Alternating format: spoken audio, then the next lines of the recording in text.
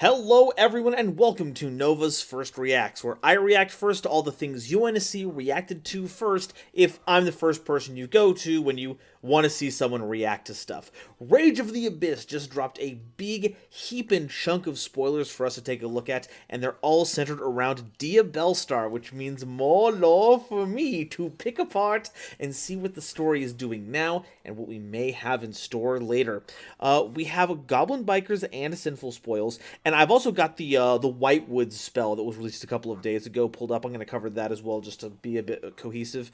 There also appears to be new Azamina cards. Wonder how that's all going to turn up. Seeing this initial image does worry me, though. This very much has the features of Ursiella and Sylvia in some kind of demonic forms. But it looks like those like, because we know those are the mentors from the previous Whitewoods cards, and I was under the impression that the Sinful Spoils had incorporated themselves into Diabellstar and was helping her.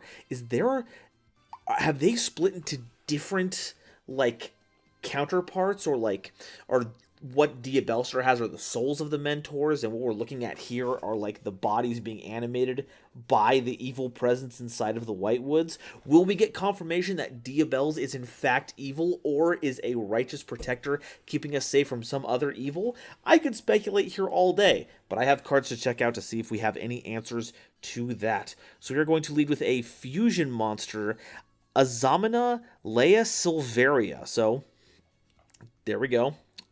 Fusion Illusion Monster, requiring an Illusion Monster and a Light Spellcaster Monster. The more they keep printing this, the more my favorite little branded Chimera deck gets better. You can only use the first and second effect of this card once per turn. Double any battle damage your Azamina monsters deal to your opponent, except copies of Azamina Silveria. It might mean Leia Silveria. So that's kind of like the Synchro version, where it lets your monsters deal double piercing battle damage, but it included itself. This one has to be other monsters. Second effect, when your opponent activates a spell or trap card or monster effect as a quick effect, you can tribute this card to negate that effect. And if this card is destroyed by a battle or card effect, you can add a Sinful Spoils trap card from your deck to your hand. It says 1 and 2 are the ones that you can only use once per turn. I have a feeling it means 2 and 3, because this is a continuous effect. These other two are activated and would make much more sense. So it's a battle damage doubler for our other Azaminas. It is an Omni Negate. It has to tribute itself, so it doesn't get to stick around, but an Omni it still is. And if it's destroyed, you get to add a Sinful Spoils trap card. So these effects don't lead into each other. But it does mean that they can be useful in a number of situations. Okay, this is an interesting start. I like where it's going. Azamina Mu Ursiella, level 6, 2000 attack, 2400 defense. Requires an illusion and a light spellcaster, level 6 dark illusion fusion monster. Still keeping those really good, that really good stat line though. Not stat line. The fusion material lineup, love it. If the card is fusion summoned, you can add an Azamina or Sinful Spoils card from your deck to your hand. Monsters your opponent controls lose 500 attack and defense for each Azamina monster you control. And if this card is destroyed by battle or card effect, you can add a Sinful Spoils spell from your deck to your hand, making this infinitely better than Silvera. Maybe not better, but insofar as the floating effects, this one's probably going to be more valuable. It also looks like the correct once per turns have been applied here. So it's a search on summon for 2... Well, we know the Sinful Spoils has a lot of really good cards. And then also we get to search out our Azaminas. Big debuff that stacks for more of the archetype that we have, and then a pretty good float. Okay. And like we said previously, these are both some kind of corrupted version of the mentors. It's hard to make out details with these initial images, but it is clear that a lot of the protrusions on this are like vines, so it does confirm that they are part of the forest. The jewels in the wolf's heads here look like the fruit that's shown off in the Whitewoods story cards. This one has a few less direct indicators of the thorns, though there's some in the background, and I would assume that the red dots on her forehead and on the bats are that fruit as well. Okay, next up is Azamina Soul Arustkan.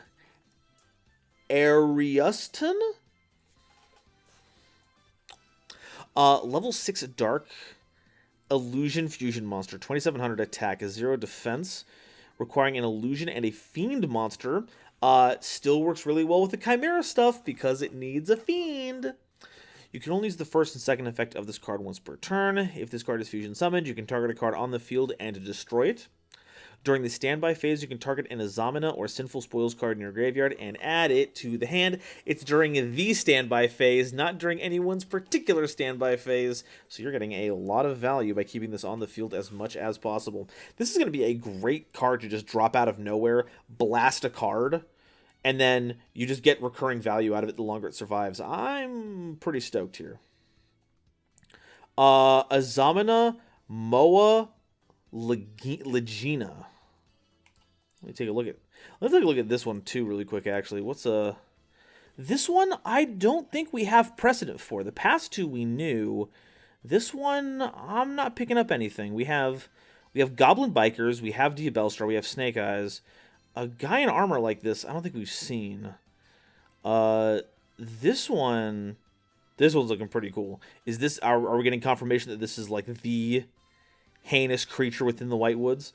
Level 8 Dark Illusion Fusion monster requires an illusion and a level 6 or higher fiend monster. No, that's not Big Winged Baphomet. You can target a all these are illusions, right? They're not fiends. Yeah, all these are illusions, so none of these are the fiend that we need.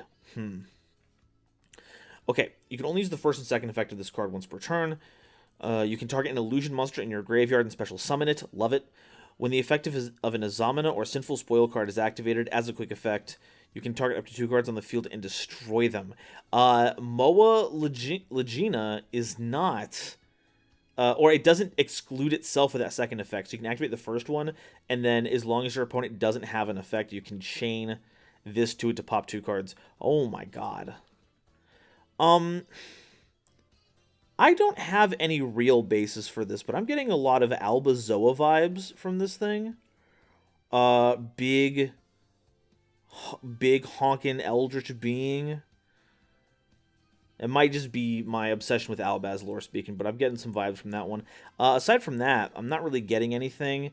It doesn't look particularly like Diabell's Fiendus of the White Wood, but there are those like long locks of hair underneath that helmet type thing, so it could be.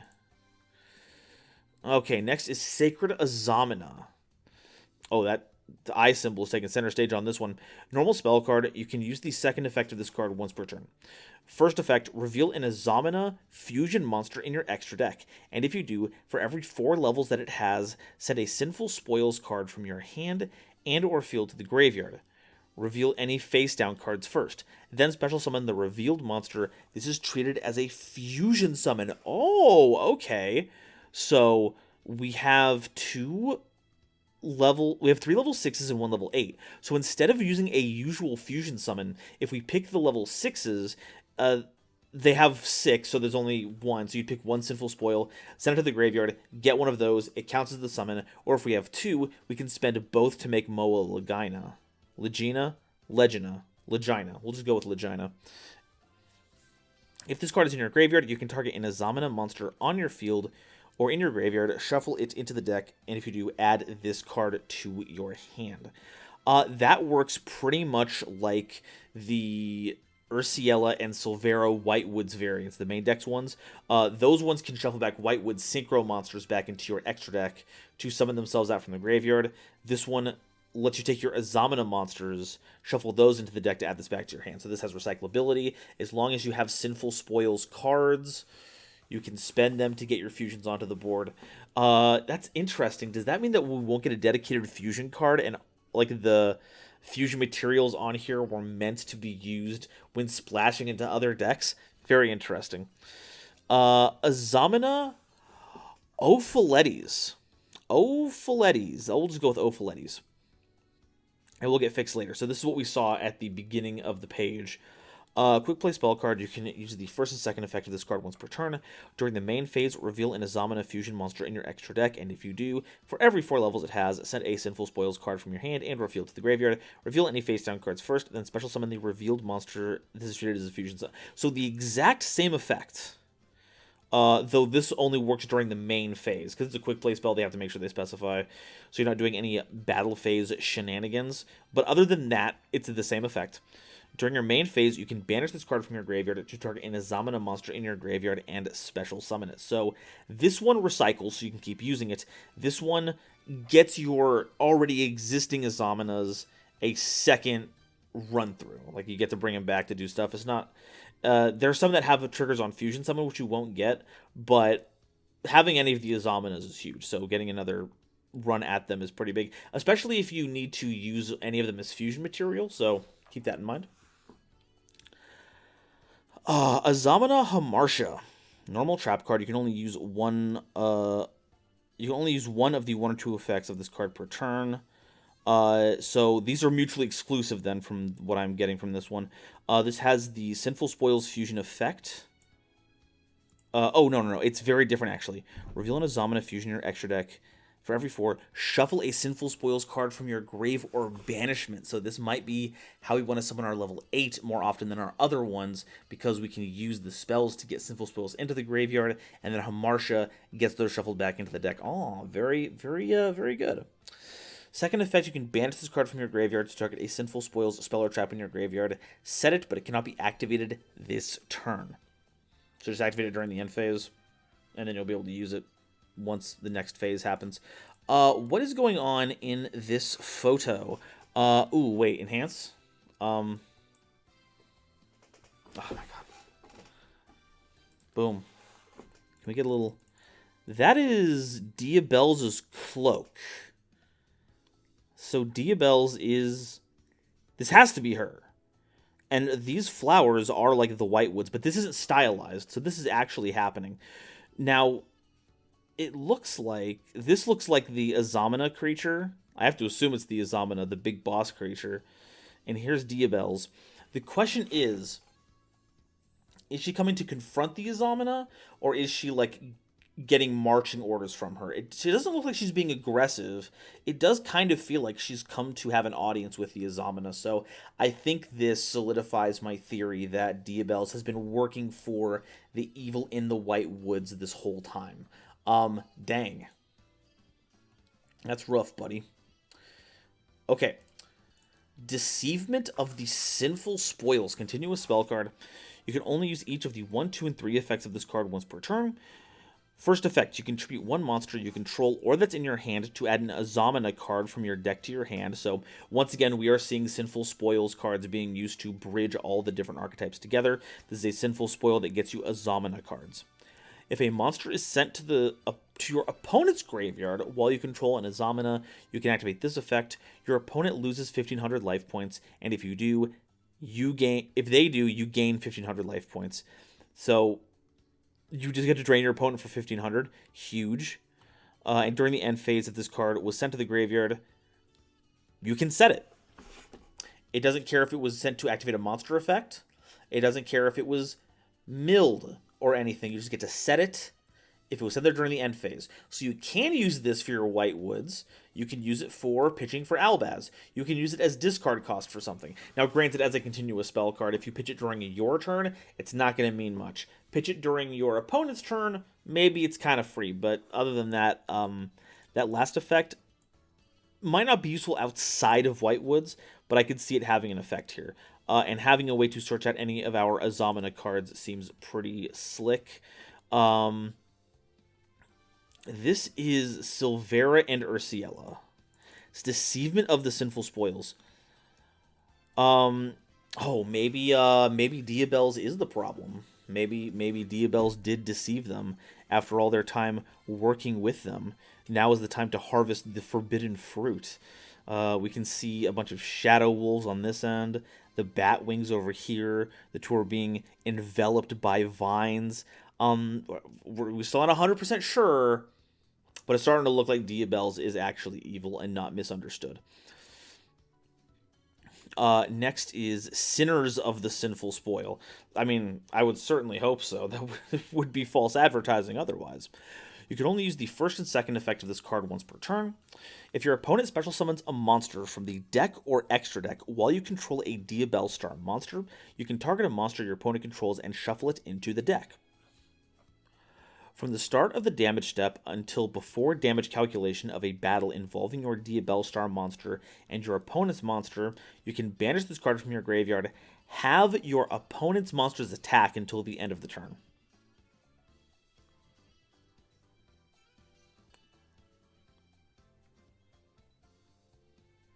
Oh, that's the activation trigger from when you can do it. You can only activate this effect during that. It can't be before damage step. It has to just literally be in that zone where you can activate those cards. The fact that it's before damage calculation, I think is pretty big because I think there are certain things like even attack changers that you can't use during damage calc unless it specifically says it. Or at least when it comes to activated stuff. I think trigger stuff doesn't care, but when it comes to activated stuff, that's pretty big. So if you have a Diabellstar, this is anti-summoning from any deck, and then in the graveyard it messes with attack values. I might be off my rocker here. Off my rocker is the wrong word here. I'm not sure how that ties into any of our effects that we've looked at so far, though it does seem like this shows them pretty triumphantly defeating these Azaminas, the Azumangadaiyos, pretty effectively defeating them using the Sinful Spoils versions of the weapons, right? Diabellstar is standing over the corrupted Urciela with the Urciela Scythe.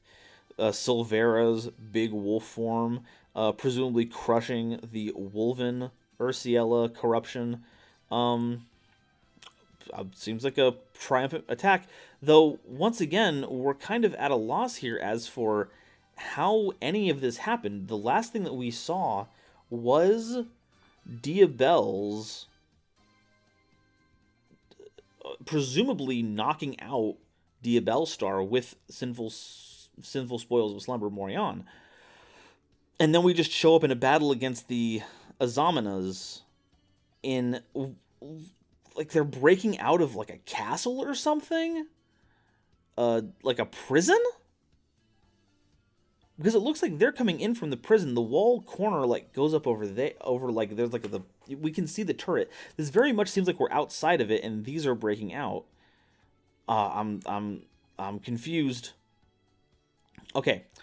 Next up is Band Up as Goblin Bikers, a level 6 Dark Fiend. Level 6 Dark Fiend, 2400 attack, 0 defense. You can only use the second and third effect of this card once per turn. If you control no monsters, or you control only goblin monsters, you can normal summon this card without tributing. If this card is normal or special summoned, you can special summon a level 4 or lower goblin monster from your deck. If this card is sent to the graveyard, you can target a card on the field and attach it to one goblin Xyz monster you control. Oh, that's very fun. So I don't know if the normal summon effect is going to come up super often here, but the summon this for free, get another goblin for free seems pretty slick. Also, being level 6 is huge because it helps you make goblins crazy beast without having to use the card that modulates your levels to make your level 3s into level 6s. And then if this is sent from anywhere to the graveyard, you can target a card and make it fodder for one of your Goblin Xyz monsters. Just stack it under there. I like it. I think it's pretty cool. Granted, I am not huge up on the Goblin play line, so I'm not exactly sure how big it is. There might be, like, maybe normal summoning it is huge, and I'm just not seeing what the implications of that are. Once again, people in the comments, I know some of you are up to date on this stuff, and goblins are really cool, so I'm counting on my goblin-brained individuals to let me know how powerful Band Up is. We've also got Goblin Biker Grand Imprisonment. Quick play spell card. Tribute. You can only use the first and second effect of this card once per turn. Tribute a monster that you control. Special summon a goblin monster from your deck, but it cannot attack this turn. Seems pretty nice. When a monster declares an attack, you can banish this card from your graveyard, then detach any number of material from your Goblin Xyz monsters, and all monsters your opponent controls lose 1,000 attack for each detached material until the end of the turn. So, see, we want to be absorbing as much materials as possible so that our Tortoise Xyz monster can allow us to do direct attacks. But if we have some spares, you know, what's the harm? This does bring up the whole prison aspect, though. Are we, when, I presume after the goblins were beaten up by Diabells, they were brought in by someone? 1 second, let's zoom in on this, see if we can get some info on here. This is the Goblin Biker boss. Dude, this is our big Gabonga rider. There's Merciless. I don't know the names of all the individual ones. I like this mole one, though. I hope we get that. That's big Dramojamon energy. This one is Gabonga. I love just being at the bar. This little crying a little bit. Oh, boss. We got to get boss out of here. This is a job for the Gooners. The Gooners have got to break the boss out. Okay, last one that looks like we have on this list is Goblin Biker Grand Predicament. Continuous trap card. You can only use one of the first and second effect of this card once per turn, so these are mutually exclusive. Target a goblin monster you control and a monster your opponent controls, or target a goblin monster in your graveyard and a monster your opponent controls and banish them.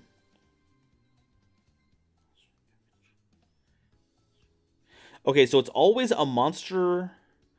Oh, no. It's target a monster...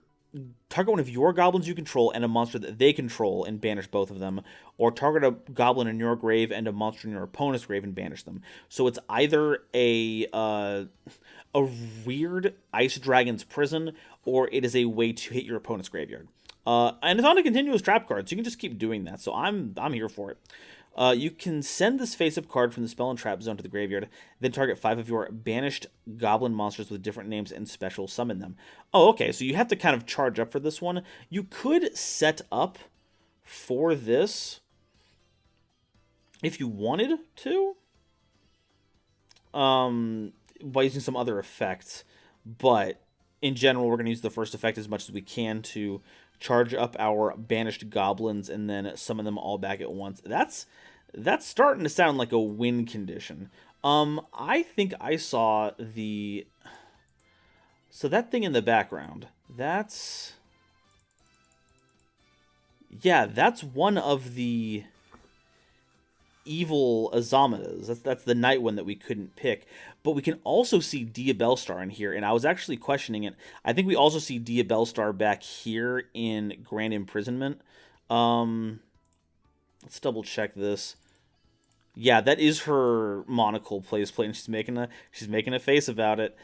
So she is in prison with the goblins, and that pretty effectively tells us, not pretty effectively, but it does give us a good idea about what happened. So she gets knocked out.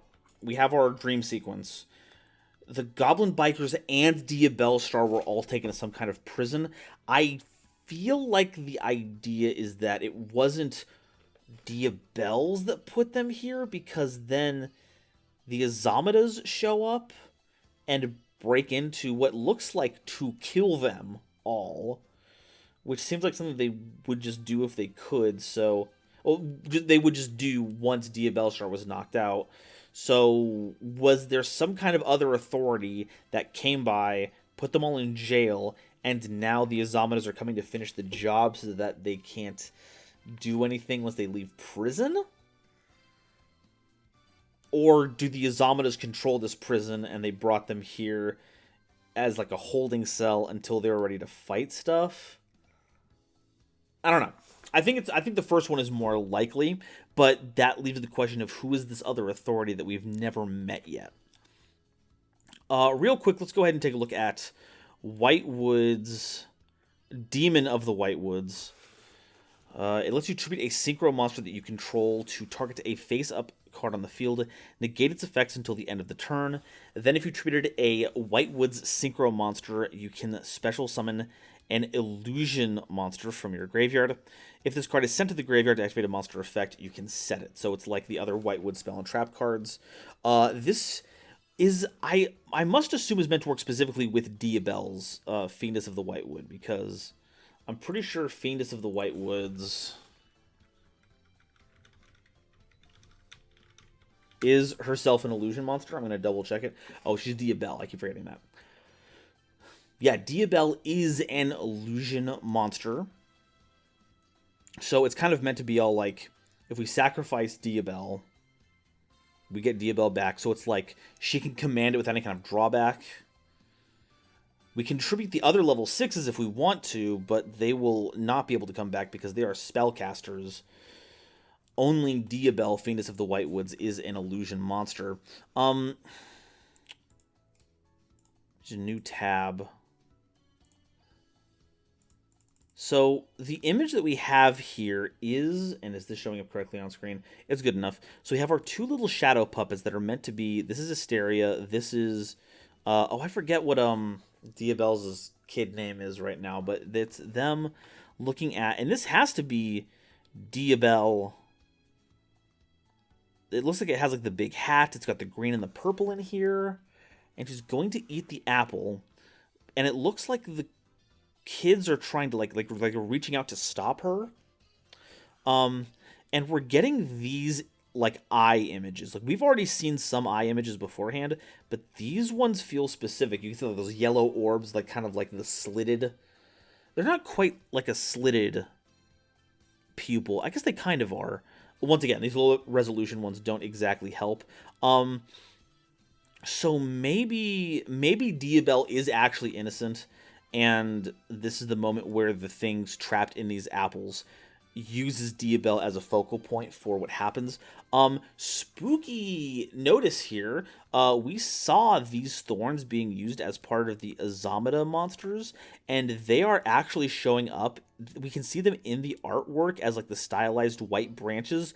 They're also showing up above the frames. Like if you look at all the Whitewood spells and trap cards, you can see all the corners have this kind of frame to it to denote that they're storybooks. These vines are much more realistic and showing up over it, so it's kind of like taking the storybook and like clawing it, that's that's a little spooky. Oh wow, okay.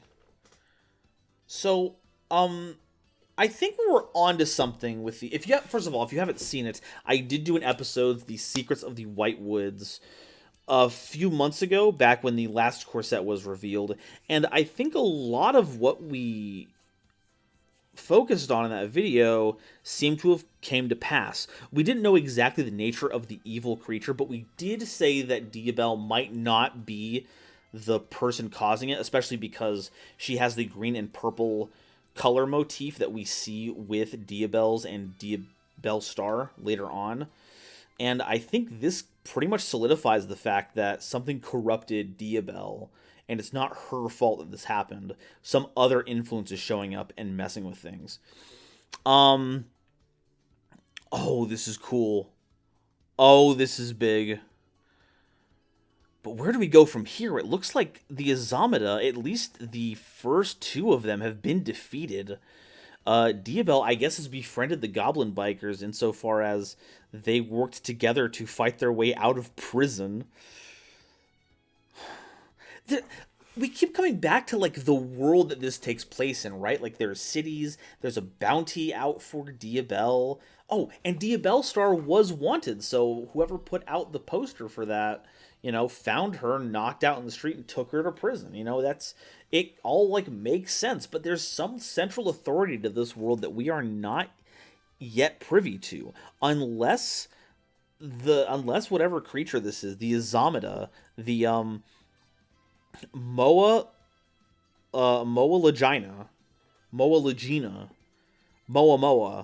is in control of everything inexplicably.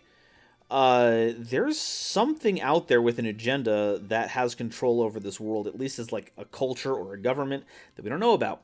And we also have some new threads we have to pull at. What is Azamina Soul? You know, is that different from the Azaminas? Is this a corruption of some previous thing like our other fusions, or is this an entity all its own? I have to assume that Moa Legina is like the lord, the high up, the hierarchical creature, the big one of all of these. But what purpose did they serve? Why were they sealed within the Whitewoods all this time? Um, And why do all of these illusion monsters destroy monsters in battle? It shouldn't be possible. So anyway, because of that, all this lore gets a 0 out of 10. Cannot recommend. I will be stopping my coverage of the Diabellstar lore from this point onward. Clearly, they do not have the respect necessary to keep all of us invested in the story. It's heinous. I don't know why we keep falling for this. Is there anything else in this image that we haven't looked over? Got this thing on the back of her hand. Have we seen this on the back of her hand before? That's like leaping out at me for some reason. Yeah, I think we've covered about as much as we can about the Azamina cards. All these new ones.